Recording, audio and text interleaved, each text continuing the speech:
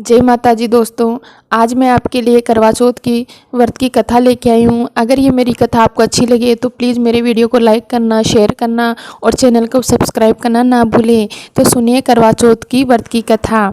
बहुत समय पहले की बात है। एक साहूकार के 7 बेटे और उनकी एक बहन करवा थी। सभी सातों भाई अपनी बहन से बहुत प्यार करते थे, यहाँ तक कि वे पहले उसे खाना खिलाते और बाद में खुद खाते थे। एक बार उनकी बहन ससुराल में से मायके आई हुई थी।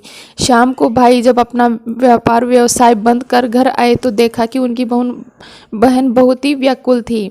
सभी भाई खाना खाने बैठे और अपनी बहन से भी खाने का आग्रह करने लगे, लेकिन बहन ने बताया कि आज उसका करवा चौथ का निर्जल व्रत है और वह खाना सिर्फ चंद्रमा को देखकर और चंद्रमा को अर्घ्य देकर ही खा सकती है और चंद्रमा भी अभी तक नहीं निकला है, इसलिए वह भूख प्यास से व्याकुल हो उठी। सबसे छोटे भाई को अपनी बहन की हालत देखी नहीं जा रही थी और वह दूर पीपल के एक पेड़ पर दीपक जलाकर चलनी की ओट में रख देता है। दूर से देखने पर वह ऐसा प्रतीत हो रहा था जैसे मानो चांद निकल गया हो। इसके बाद भाई अपनी बहन को बताता है कि देखो चांद निकल आया, तुम उसे अर्घ्य देकर भोजन कर सकती हो। बहन खुशी के मारे सीढ़ियों पर चढ़कर चांद को देखती है, उसे अर्घ्य देकर खाना खाने बैठ जाती है। वह पहला टुकड़ा मुंह में डालती है तो उसे छींक आ जाती है और दूसरा टुकड़ा डालती है तो उसमें बाल निकल जाता है और जैसे ही तीसरा टुकड़ा मुंह में डालने की कोशिश करती है तो इतने में ही उसके ससुराल से उसके पति की मृत्यु का समाचार उसे मिलता है। वह रोने लगती है। उसकी भाभी उसे सच्चाई से अवगत कराती है कि उसके साथ ऐसा क्यों हुआ। करवा चौथ का व्रत गलत तरीके से टूटने के कारण देवता उससे नाराज हो गए और उन्होंने ऐसा किया।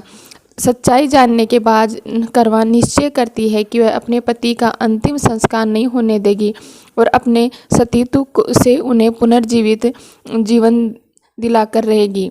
वह पूरे 1 साल तक अपने पति के शव के पास बैठी रहती है और उसकी देखभाल करती रहती है। उसके ऊपर उगने वाली सुईनुमा घास को वह एकत्रित करती जाती है। 1 साल बाद फिर करवा चौथ का व्रत आता है।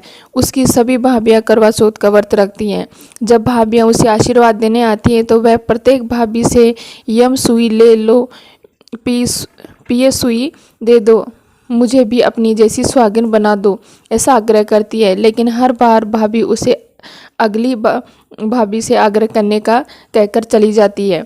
इस प्रकार वह जब 6ठे नंबर की भाभी आती है तो उससे भी यही बात दोहराती है। यह भाभी उसे बताती है कि चूँकि सबसे छोटे भाई की वजह से उसका व्रत टूटा था, अतः उसकी पत्नी में ही शक्ति है तो वह तुम्हारे पति को दोबारा जीवित कर सकती है। इसलिए जब वह आए तो तुम उसे पकड़ लेना और जब तक वह तुम्हारे पति को जिंदा ना कर दे तब तक उसे मत छोड़ना। ऐसा कहकर वह चली जाती है। अंत में सबसे छोटी भाभी आती है। करवा उनसे भी सुहागिन बनने का आग्रह करती है, लेकिन वह टालमटोल करने लगती है। इसे देखकर करवा उन्हें जोर से पकड़ लेती है और अपनी सुहाग को जिंदा करने के लिए कहती है। भाभी उससे छुड़ाने के लिए नोचती है, खचोड़ती है, लेकिन करवा उसे नहीं छोड़ती। अंत में उसकी तपस्या को देखकर भाभी पसीज जाती है और अपनी छोटी अंगुली को चीरकर उसमें से अमृत उसके पति के मुंह में डाल देती है। करवा का पति तुरंत श्री गणेश कहकर उठ जाता है।